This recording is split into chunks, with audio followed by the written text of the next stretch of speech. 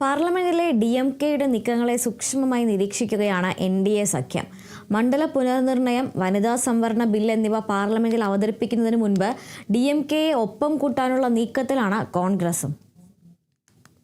തമിഴ്നാട്ടിൽ കോൺഗ്രസ് TVKയ്ക്കൊപ്പം ചേർന്നതോടെ DMK അകന്നു.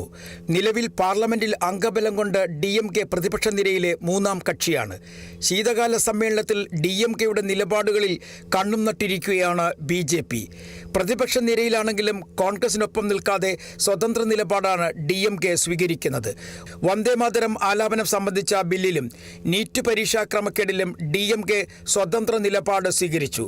വന്ദേമാതര ബില്ലിനെ കനിമൊഴി നിശിതമായി പാർലമെന്റിൽ വിമർശിക്കുകയും ചെയ്തു.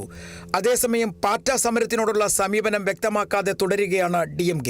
വിദ്യാർത്ഥി സമരത്തിന്റെ പേരിൽ പോലീസ് അതിക്രമം ഉണ്ടായപ്പോൾ DMK മൗനത്തിലായിരുന്നു. 8 അംഗങ്ങളുള്ള DMK രാജ്യസഭയിലും സ്വതന്ത്ര നിലപാട് സ്വീകരിച്ചു വരികയാണ്. DMKയെ അനുനയിപ്പിച്ച് ഒപ്പം നിർത്താൻ കോൺഗ്രസും നീക്കങ്ങൾ നടത്തുന്നില്ല. മണ്ഡല പുനഃക്രമീകരണം ഉൾപ്പെടെ ചില ബില്ലുകൾ നിയമമാകണമെങ്കിൽ പാർലമെന്റിൽ NDA സഖ്യത്തിന് 3/2 ഭൂരിപക്ഷം ആവശ്യമാണ്.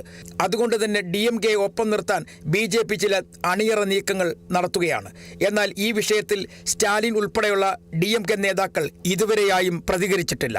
News desk, Kerala vision news.